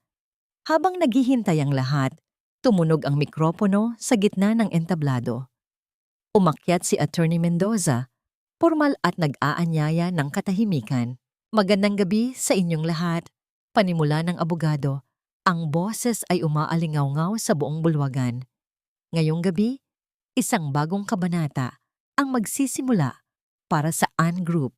Ikinagagalak kong ipakilala sa inyo ang nag-iisang tagapagmana ng yumaong Don Eduardo Ann, ang bagong chairman at may-ari ng buong imperyo. Binibining talaan, isang saglit ng katahimikan bago nagsimulang tumugtog ang isang marilag na musika. Bumukas ang malaking gintong pintuan sa tuktok ng grand staircase. Bumaling ang lahat ng mga mata sa itaas at doon, dahan-dahang naglakad pababa ang isang babaeng tila diyosa ng gabi. Nakasuot siya ng isang perpektong itim na gown na kumikinang sa bawat hakbang. Ang maikling buhok ay nakaayos ng elegante at sa kanyang leeg ay nakasabit ang isang kwintas na may hugis bituin, ang simbolo ng pamilya Ann. Ang kanyang mga hakbang ay magaan ngunit nagdadala ng nakakabinging awtoridad. Ang dating maamong mga mata na palaging nakayuko at puno ng luha, ngayon ay naglalabas ng apoy ng determinasyon at kapangyarihan. Sa ibaba ng hagdan, napatigil sa paghinga si Leandro. Nabitiwan niya ang baso ng alak na hawak niya. Ang pagkabasag ng salamin sa marmol na sahig ay hindi niya narinig dahil mas malakas ang kabog ng kanyang sariling dibdib. Nanlaki ang kanyang mga mata, ang kanyang mukha ay nawalan ng lahat ng kulay, tila nakakita ng multo. Si Tala, ang asawa niyang tinapakan, pinahiya at iniwan upang mamatay sa paanan ng hagdan ng maliit nilang bahay, ay ang bilyonaryong chairman ng kumpanyang nagpapakain sa kanya. Impossible. Garalgal at halos walang boses na usal ni Leandro na paatras ng isang hakbang. Sino siya? Nagtatakang tanong ni Yasmin, hindi makapaniwala sa nakikita. Dahil sa maikling buhok at matapang na ayos, hindi niya agad nakilala ang babaeng madalas niyang kutyain na parang basahan. Babe, hindi ba kamukha niya yung basurera mong asawa? Hindi makasagot si Leandro. Pakiramdam niya ay unti-unting sumisikip ang hangin sa paligid niya. Ang lahat ng plano niya, ang lahat ng pangarap niyang magnakaw sa kumpanya at gamitin si Tala bilang asawa sa papel, ay bumagsak sa isang iglap. Alam niya mula pa nang ikasal sila na si Tala ang nawawalang anak ni Don Eduardo. Ngunit hindi niya inaasahan na makukuha nito ang kapangyarihan ng ganito kabilis at sa ganitong paraan. Nang makarating si Tala sa entablado, humarap siya sa lahat ng bisita. Ang kanyang tingin ay inilibot sa buong bulwagan hanggang sa huminto ito nang direkta sa mga nanlalaking mata ni Leandro. Isang malamig, pamatay na ngiti ang sumilay sa kanyang mga labi. Maraming salamat sa inyong pagdalo. Kalmado at buong-buong boses ni Tala ang umalingaw-ngaw sa mikropono. Walang bahid ang panginginig, walang bakas ng kahinaan. Bilang bagong chairman ng Ann Group, layunin kong linisin ang kumpanya mula sa mga parasitiko at magnanakaw na sumisira sa pundasyong itinayo ng aking ama. At ngayong gabi, sisimulan natin ang paglilinis na yon. Tinaas ni Tala ang kanyang kamay at mula sa malaking screen sa likod ng entablado, nag-flash ang malalaking dokumento, bank transfers, at palihim na litrato. Ito ay mga ebidensya ng malawakang pandaraya sa New District Development Project. Patuloy ni Tala. Ang mga mata ay nakapako kay Leandro na ngayon ay pilit nagtatago sa likod ng mga tao.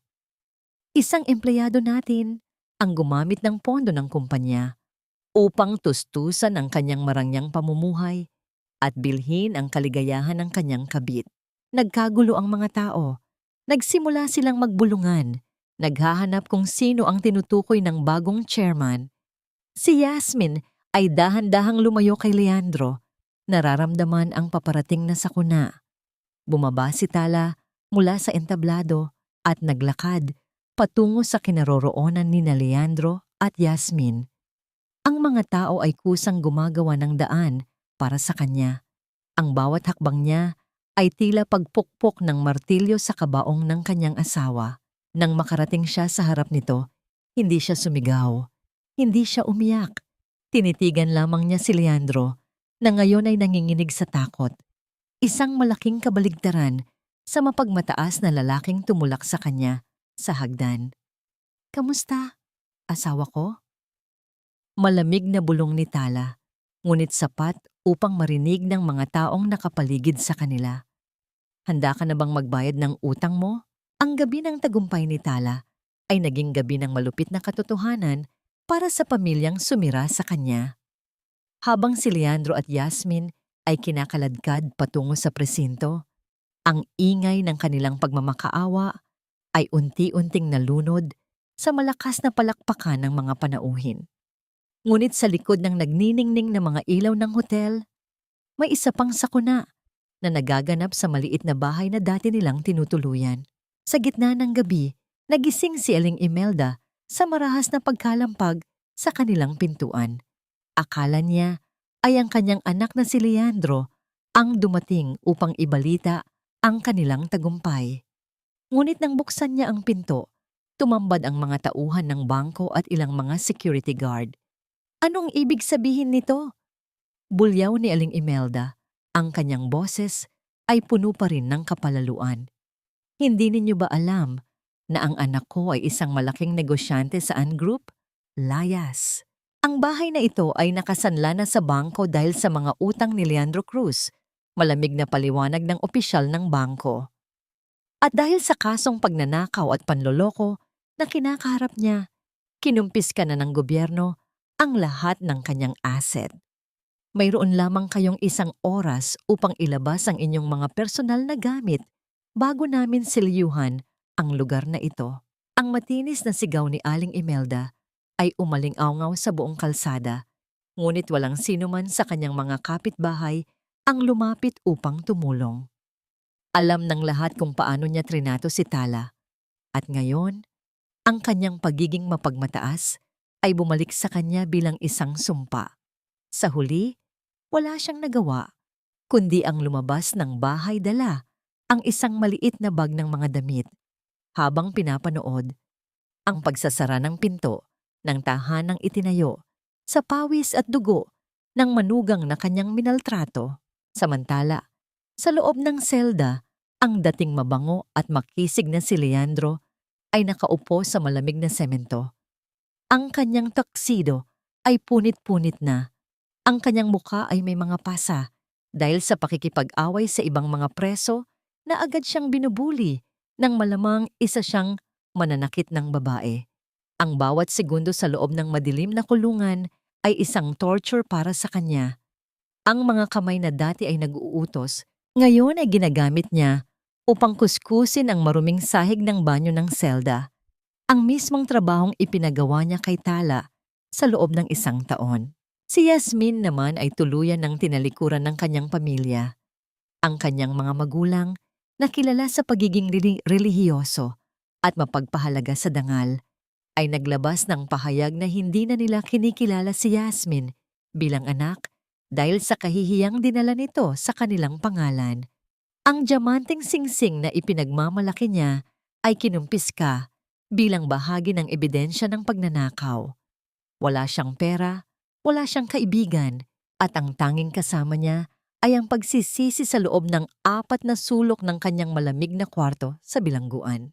Kinaumagahan, nagtungo si Tala sa isang pribadong ospital, ang pinakamahal at pinakamahusay sa bansa. Doon niya inilipat ang kanyang biyenang lalaki, si Don Roberto. Sa loob ng marangyang suite, malayo sa ingay at dumi ng dati nilang tirahan, tinitigan ni Tala ang matanda. "Papa!" Mahinang tawag ni Tala. Hinawakan ng kamay ng matanda na dati ay mahigpit na humawak sa kanya. "Ligtas na po kayo. Hindi na kayo sasaktan ni Aling Imelda o ni Leandro. Ako na po ang mag-aalaga sa inyo." Isang luha ang pumatak mula sa mga mata ni Don Roberto. Bagamat hindi pa rin ito makapagsalita, ang higpit ng hawak nito sa kamay ni Tala ay sapat na upang ipakita ang pasasalamat. Sa mga sandaling iyon, naramdaman ni Tala ang isang bahagi ng kanyang sugatang puso na unti-unting naghihilom. Habang inaayos ni Tala ang mga kagamitan ng matanda, isang maliit na susi ang nahulog mula sa loob ng punda ng unan ni Don Roberto. Mukhang matagal na itong itinatago ng matanda. Kasama ng susi ay isang lumang sobre na may nakasulat na, "Para kay Tala." Nanginginig ang mga kamay ni Tala habang dahan-dahan niyang binubuksan ang sobre. Sa loob nito ay may isang sulat kamay na dokumento mula sa kanyang yumaong ina. Isa itong taos-pusong liham, isang pag-amin ng matinding lungkot na kanyang pinagdaanan matapos mawala si Tala. Ibinahagi sa sulat na ang kanyang ina ay matagal na nahirapan sa mabibigat na damdamin at bago siya pumanaw, nag-iwan siya ng bahagi ng kanyang personal na yaman sa isang lihim na account. Ayon sa liham, ang tanging makakakuha nito ay ang taong may hawak ng kwintas na may hugis bituin, isang bagay na itinuring niyang simbolo ng kanilang ugnayan. Ang mas nakakagulantang ay ang huling pangungusap sa sulat. "Hanapin mo si Roberto. Siya lamang ang tanging nakakaalam kung nasaan ang taong nagplano ng pagkawala mo." Nabitawan ni Tala ang sulat. Kaya pala ganoon na lamang ang galit ni Aling Imelda sa kanya. Hindi lang dahil sa siya ay mahirap, kundi dahil alam ng matanda ang kanyang tunay na pagkakakilanlan at ang panganib na dala nito sa kanilang pamilya kung sakaling malaman ni Tala ang katotohanan. Isang katok sa pinto ang pumutol sa kanyang malalim na pag-iisip. Pumasok si Attorney Mendoza. May dalang isang itim na folder. "Chairman, may mensahe po mula sa City Jail." Seryosong wika ng abogado. "Nagmamakaawa po si Leandro. Gusto niya kayong makita sa huling pagkakataon bago ang kanyang formal na paglilitis sa susunod na linggo. Sinasabi niyang mayroon siyang mahalagang sasabihin na magpapatunay na hindi lang siya ang may sala sa nangyari sa anak ninyo." Tumingin si Tala sa malayo, sa dagat na nakikita mula sa bintana ng ospital. Ang bawat alon ay tila nagpapaalala sa kanya ng mga sakit ng kahapon. Ang hustisya ay nagsimula na, ngunit tila ang lihim ng kanyang nakaraan ay mas malalim pa kaysa sa inaakala niya. "Ihanda mo ang sasakyan, Attorney Mendoza." Malamig na utos ni Tala. "Pupunta tayo sa bilangguan. Gusto kong marinig kung paano niya dudurugin ang sarili niyang pamilya para lamang mailigtas ang kanyang balat." Ang amoy ng kalawang, pawis at kawalan ng pag-asa ang sumalubong kay Tala nang pumasok siya sa silid ng dalaw sa City Jail. Ang bawat kalansing ng rehas at tunog ng mga susi ng gwardiya ay tila isang paalala ng mundong kinalalagyan na ngayon ng lalaking dati niyang tiningala. Suot ang isang simpleng puting blusa at itim na slacks na natiling matikas at marangal ang tindig ni Tala. Isang malaking kabaligtaran sa dilim ng paligid. Nang ilabas si Leandro, halos hindi na siya makilala ng dalaga. Ang dati nitong makisig na anyo ay napalitan ng isang lalaking hulas ang mukha.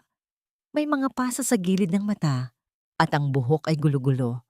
Nang makita niya si Tala, agad na nagliwanag ang kanyang mga mata at mabilis siyang lumapit sa salamin na naghihiwalay sa kanila.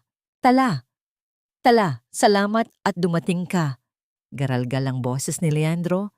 Mabilis ang kanyang paghinga habang idinidikit ang nanginginig na mga palad sa salamin. Alam ko. Alam kong hindi mo ako matitis. Alam kong mahal mo pa rin ako. Pakiusap, ilabas mo na ako rito. Gagawin ko ang lahat. Babalik tayo sa dati. Magsisimula tayo ng bago. Tiningnan lamang siya ni Tala nang walang emosyon. Ang bawat salita ni Leandro ay tila mga huni ng ibon na walang kahulugan sa kanyang pandinig. Nandito ako dahil sabi mo ay may sasabihin kang mahalaga tungkol sa pamilya ko, Leandro. Huwag mong sayangin ang oras ko sa mga panaginip mo. Natigilan si Leandro, ang kanyang mapanlinlang na ngiti ay iunti-unting napalitan ng desperasyon. Tala, si Mama. Si Mama ang may kasalanan ng lahat. Alam niya, Tala. Alam niya noong una pa lang na ikaw ang tagapagmana ng Ann Group. Nakita niya ang kwintas mo noong dinala kita sa bahay noong bago pa tayo ikasal. Siya ang kumuha noon at nagsabing isinangla niya. Pero ang totoo, itinago niya iyon para hindi mo mahanap ang pamilya mo. Kumuyom ang kamao ni Tala sa ilalim ng mesa, ngunit nanatiling kalmado ang kanyang mukha. Hindi lang yon, Tala. Patuloy ni Leandro, ang boses ay bumaba. Tila may kinatatakutan. Si Mama. Siya ang dahilan kung bakit hindi ka nahanap ng tatay mo ng mas maaga. Nakatanggap siya ng mga sulat at tawag mula sa mga investigador noon, pero itinapon niya ang lahat. Sinabi niya sa akin na kailangan kitang pakasalan para sa pera. Pinilit niya ako. Tala, lahat ng pananakit ko sa'yo, lahat ng pagtrato ko sa'yo na parang katulong, plano niya yon para mawalan ka ng tiwala sa sarili mo at hindi ka na umalis sa amin. Isang malamig na ngiti ang sumilay sa mga labi ni Tala. At ikaw, bilang asawa ko, ay sumunod lang sa kanya? Ganoon ka ba kahina, Leandro? O ganoon ka lang talaga kasama at kaganid? Nagkamali ako, Tala. Patawarin mo ako. Muling humikbi si Leandro, dahan-dahang lumuhod sa sahig habang nakakapit pa rin sa salamin. Pagsisilbihan kita habang buhay. Magiging katulong mo ako, basta ilabas mo lang ako rito. Hindi ko kaya rito, Tala. Binubugbog nila ako gabi-gabi. Maawa ka sa akin. Dahan-dahang binuksan ni Tala ang kanyang bag at inilabas ang isang maliit na bagay. Isang singsing na gawa sa murang pilak. May mga gasgas at bahagya ng nangingitim sa kalawang. Ang singsing na ibinigay ni Leandro sa kanya sa harap ng altar ng maramihang kasal. Inilapag niya ito sa maliit na butas sa ilalim ng salamin. Ang singsing na ito ay simbolo ng lahat ng kasinungalingan mo. Mahinang wika ni Tala, ngunit bawat salita ay tila isang hampas ng latigo kay Leandro. Sinasabi mong si Aling Imelda ang may kasalanan, pero ikaw ang pumiga sa leeg ko. Ikaw ang tumalikod nang humihingi ako ng tulong habang nalalaglag ang anak natin. Ang pagpapakita mo ng kahinaan ngayon ay hindi pagsisisi, kundi takot. Takot na mabulok sa lugar na nararapat para sa'yo. Tala, huwag! Sigaw ni Leandro nang makita niyang tumayo na ang dalaga. Paalam, Leandro, huling wika ni Tala. Tala is dead. I am Ann now. At ang tanging utang na loob na ibibigay ko sa iyo ay ang pananatili mo sa loob ng seldang ito upang mapagbayaran mo ang bawat patak ng dugo ng anak ko. Lumabas si Tala sa bilangguan, huminga ng malalim sa sariwang hangin sa labas. Maramdaman niya ang isang mabigat na pasanin na nawala sa kanyang balikat. Ngunit habang naglalakad siya patungo sa kanyang sasakyan, napansin niya ang isang madungis na anyo sa gilid ng gate ng bilangguan. Isang matandang babae na nakaupo sa sahig, may hawak na baso para sa limos. Ang buhok ay gusot-gusot at ang damit ay punit-punit. Nang mag-angat ito ng tingin, nanlaki ang mga mata ni Tala. Si Aling Imelda, ang dating mapagmataas na biyenan, ay isa na ngayong pulubi. Namamalimos sa labas ng kulungan ng sarili nitong anak. Nang makita ni Aling Imelda si Tala, agad itong tumayo at nagtangkang lumapit. Ngunit hinarang ito ng mga security guard ni Tala. Tala, Tala anak, tulungan mo ako. Sigaw ng matanda, ang boses ay paos at puno ng desperasyon. Gutom na ako. Maawa ka sa nanay mo. Tiningnan lamang siya ni Tala mula sa loob ng sasakyan. Hindi siya nag-utos na bigyan ito ng barya. Hindi siya nag-utos na paalisin ito. Hinayaan niya lamang na makita ng matanda ang kanyang tagumpay at ang sarili nitong pagkakaaba. Isinara ni Tala ang bintana ng sasakyan. Ang huling imahe na nakita niya ay ang pagluhod ng matanda sa kalsada, humihingi ng tawad sa hangin. Ang bawat hapdi ng nakaraan ay tila unti-unting hinuhugasan ng panahon, gaya ng banayad na alon na bumubura sa mga bakas sa buhanginan. Isang buwan matapos ang huling paghaharap sa bilangguan, hindi na sa marangyang ballroom o sa madilim na pasilyo ng korte, matatagpuan si Tala.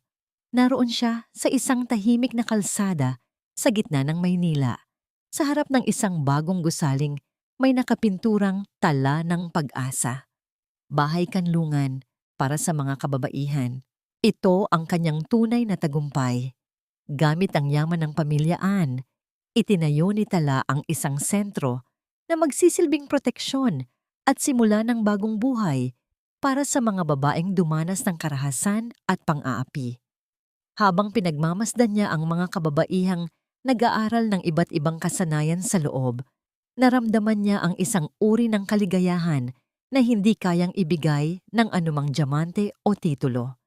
Ang kaligayahan ng pagkakawala sa sariling kulungan at ang kakayahang magbukas ng pinto para sa iba. Isang hapon, nagtungo si Tala sa bahay kalinga, ang ampunang naging tahanan niya noong siya ay bata pa. Hindi siya pumunta roon bilang isang donya na nagbibigay ng limos, kundi bilang isang anak na bumabalik sa kanyang pinagmulan. Ang amoy ng nilagang saging at ang ingay ng mga batang naglalaro sa bakuran ay nagpabalik ng mga alaala ng kanyang kamusmusan. Sa isang sulok ng hardin, nakita niya ang isang batang babae, marahil ay nasa 7 taong gulang pa lamang, na pilit na tinatahi ang napunit na manggas ng kanyang lumang damit. Ang bata ay nakayuko. Pilit na isinusot ang sinulid sa karayom, habang ang mga mata ay naniningkit sa konsentrasyon. Dahan-dahang lumapit si Tala at naupo sa tabi ng bata. Kinuha niya ang karayom at sinulid, at sa isang maingat na galaw ay itinuro niya ang tamang paraan ng pagtahi. "Ganyan dapat, iha," malambing na wika ni Tala, habang pinagmamasdan ang munting kamay ng bata. "Huwag mong madaliin.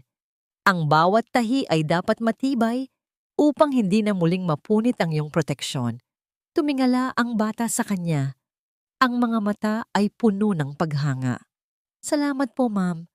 Gusto ko po kasing maging maayos ang itsura ko para mahalin po nila ako." Napatigil ang kamay ni Tala. Hinaplos niya ang buhok ng bata at tinitigan ito ng diretso sa mga mata. "Makinig ka sa akin, iha.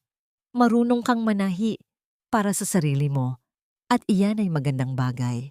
Pero tandaan mo ito, huwag na huwag kang luluhod sa paanan ng kahit sino para lang gawin ito para sa kanila kung hindi kanila rerespetuhin.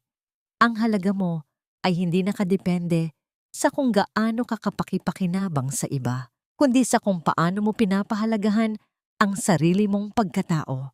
Ito ang gintong aral na natutunan ni Tala sa pinakamapait na paraan. Ang pag-ibig na nagpapaluhod sa iyo sa putikan ay hindi pag-ibig, kundi isang tanikala. Habang naglalakad pabalik sa kanyang sasakyan, sinalubong siya ni Attorney Mendoza. Kasama nito ang isang batang abogado, si Attorney Gabriel, na siyang katuwang ni Tala sa pagpapatakbo ng kanyang pundasyon. May kakaibang ningning sa mga mata ni Gabriel habang nakatingin kay Tala. Isang paghanga na hindi lamang para sa kanyang yaman, kundi para sa kanyang katatagan. "Chairman, tapos na po ang lahat ng dokumento para sa formal na paglilipat ng mga ari-arian ni Don Eduardo sa pangalan ninyo," ulat ni Attorney Mendoza. "Kayo na po ang opisyal na may-ari ng lahat. Wala na pong makakahadlang sa inyo." Tumango si Tala, ngunit ang kanyang isipan ay wala sa mga papel na yon. Naramdaman niya ang isang kakaibang gaan sa kanyang dibdib. Ang lahat ng galit, poot, at pagnanais na maghiganti ay unti-unti nang naglalaho, napapalitan ng isang malalim na kapayapaan. Salamat, Attorney Mendoza. Gabriel, salamat din sa inyong tulong. Mahinahong sabi ni Tala, sabay bigay ng tipid ng ngiti. Gusto ko munang mapag-isa bukas. Mayroon lang akong isang lugar na nais puntahan bago ko tuluyang harapin ang susunod na yugto ng buhay ko. Tiningnan ni Gabriel si Tala. Tila gustong sumama o mag-alok ng tulong, ngunit naramdaman niya ang pader ng respeto at ang pangangailangan ng dalaga para sa katahimikan. Mag-iingat po kayo, Tala. Mahinang wika ng binata, ang pagtawag sa kanyang pangalan nang walang titulo ay nagpahiwatig ng isang bagong simula na hindi pa man nasusulat ay naroon na ang binhi. Habang palubog ang araw, nagtungo si Tala sa pampang ng dagat. Ang kulay kahel na langit ay tila isang malaking canvas ng pag-asa. Hawak niya sa kanyang bulsa ang isang maliit na bagay na nagpapaalala sa kanya ng huling bakas ng kanyang nakaraan. Ang gabi ay paparating at kasabay nito ang isang ritual ng pagpapalaya na matagal na niyang pinapangarap. Sa pagitan ng liwanag at dilim ng bukang liwayway, nakatayo si Tala sa dalampasigan kung saan ang mga alon ay marahang humahalik sa kanyang mga paa. Ang hangin ay amoy alat at kalayaan. Isang pamilyar na yakap mula sa kalikasan na tila naghihintay sa kanyang huling pamamaalam sa nakaraan. Ang langit ay dahan-dahang nagbabago mula sa malalim na asul patungo sa matingkad na kahel. Tanda ng pagsilang ng isang bagong umaga na wala ng bahid ng pighati. Inilabas ni Tala mula sa kanyang bulsa ang dalawang bagay na nagpapaalala sa kanya ng lahat ng kanyang tiniis. Ang singsing na gawa sa pilak na kumupas na ang kinang at ang pekeng kwintas na ginamit ni Aling Imelda upang ikulong siya sa isang kasinungalingan. Pinagmasdan niya ang mga ito sa kanyang palad. Dati, ang mga ito ay tila mga mabibigat na kadena na humihila sa kanya pababa sa putikan ng kawalang pag-asa. Ngunit ngayon, sa ilalim ng unang sinag ng araw, ang mga ito ay mukha na lamang ng mga lumang kagamitang wala ng silbi at kapangyarihan sa kanyang buhay. Paalam, mahinang bulong ni Tala. Ang kanyang boses ay hindi na nanginginig sa takot o galit, kundi puno ng isang malamig at matibay na kapayapaan. Sa isang malakas at determinadong galaw, inihagis niya ang mga ito sa malalim at malawak na karagatan. Pinanood niya ang paglubog ng mga ito sa ilalim ng mga alon hanggang sa tuluyan ng lamunin ng dagat ang huling mga bakas ng kanyang pagiging alipin. Ang tunog ng pagbagsak ng mga ito sa tubig ay tila isang huling tuldok sa isang mahaba at madilim na pangungusap ng kanyang buhay. Huminga siya ng malalim, pinupuno ang kanyang mga baga ng sariwang hangin, na tila ba ngayon lamang siya tunay na nakakahinga mula nang pumasok siya sa altar 1 taon na ang nakalilipas. Napatingin siya sa abot tanaw kung saan ang araw ay tuluyan ng sumikat. Naalala niya ang kanyang anak, ang munting anghel na hindi man lang nasilayan ang ganda ng mundong ito. Para sa iyo ito, anak, bulong niya sa kanyang puso. Ang bawat buhay na ililigtas ko sa bahay kanlungan, ang bawat ngiting ibabalik ko sa mga ina, ay alay ko sa iyo. Hindi naging baliwala ang iyong pagkawala dahil ikaw ang naging mitya ng aking pagbangon. Sa malayo, malapit sa kanyang sasakyan, nakita ni Tala ang anino ni Gabriel. Nakatayo ang binata, hindi lumalapit upang hindi gambalain ang kanyang katahimikan, ngunit nananatili roon upang iparamdam na mayroon siyang masasandalan sa kanyang pagbabalik. Isang tipid na ngiti ang sumilay sa mga labi ni Tala. Hindi niya alam kung ano ang dala ng bukas pagdating sa pag-ibig, ngunit sa pagkakataong ito, alam niyang hindi na siya muling luluhod upang makuha iyon. Ang pag-ibig na tatanggapin niya ay ang pag-ibig na nagbibigay halaga, hindi ang nambubusabos. Humarap si Tala sa kalsada, tinalikuran ng dagat at ang lahat ng mga alaalang iniwan niya doon. Ang kanyang bawat hakbang sa buhanginan ay magaan, walang pag-aalinlangan at puno ng dangal. Ang dating basurera sa paningin ng Pamilya Cruz ay ngayon ay isang reyna ng sarili niyang kapalaran. Bukas, hindi na ako lilingon pa, huling wika ni Tala sa kanyang sarili habang naglalakad patungo sa maliwanag na hinaharap. Ang mga bituin sa langit ay naglaho na, ngunit ang ningning ni Tala ay ngayon pa lamang tunay na magsisimulang magliwanag para sa buong mundo. Ang bawat wakas ay simula lamang ng isang mas maliwanag na bukas para sa bawat pusong natutong bumangon mula sa sarili nitong abo. Salamat sa inyong taos-pusong pakikinig at sa paglalakbay na kasama ko hanggang sa huling sandali ng kwentong ito. Habang isinusulat ko ang bawat kabanata ng buhay ni Tala, tila ba naging bahagi na rin ako ng kanyang mundo, kasamang lumuluha at nananalangin sa bawat pagkakataong siya ay nasasaktan. Ang totoo, ang mga sandali kung saan naranasan ni Tala ang kanyang pinakamabigat na pagsubok noong nawala ang kanyang pinakamahalagang anghel ay ang bahaging pinakamahirap ding isulat para sa akin bilang inyong lingkod. Maraming beses akong napahinto dahil sa bigat na aking naramdaman sapagkat ang kwento ni Tala ay hindi lamang bunga ng imahinasyon kundi hango sa mga tunay na karanasan ng mga babaeng kilala ko. Mga babaeng tahimik na lumalaban, nagtitiis, at nananatiling matatag sa kabila ng pinakamalalakas na unos. Ang kwentong ito ay higit pa sa isang pagsasalaysay ng sakit at paghihiganti. Ito ay isang paalala na ang tunay na kapangyarihan ay nagmumula sa pagpapatawad sa sarili at sa paghahanap ng liwanag sa gitna ng kadiliman. Tulad ng isang maliit na binhi na kailangang dumaan sa lamig at dilim ng lupa bago maging isang matatag na puno. Ganoon din ang ating mga puso. Ang bawat sugat ay may dalang aral at ang bawat dapit hapon ay may pangako ng isang bagong bukang liwayway. Nais kong baunin ninyo ang pag-asang ito sa inyong mga sariling tahanan at buhay. Ngunit bago tayo tuluyang magpaalam sa mundong ito, nais kong marinig ang inyong mga saloobin. Sa inyong palagay, sapat na ba ang naging karma para kay Leandro at Aling Imelda pagkatapos ng lahat ng kanilang ginawa? O ikaw ba? Kung ikaw ang nasa kalagayan ni Tala, magagawa mo rin bang tuluyang talikuran ang puot at piliin ang landas ng kapayapaan? Ibahagi ninyo ang inyong mga nararamdaman at opinyon sa ating comment section dahil mahalaga sa akin ang bawat tinig ninyo.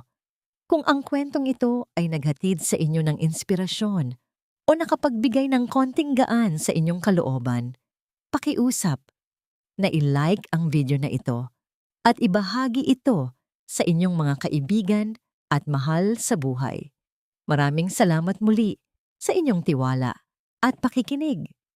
Hanggang sa muli nating pagkikita sa susunod na kwento ng buhay, pag-ibig at pag-asa.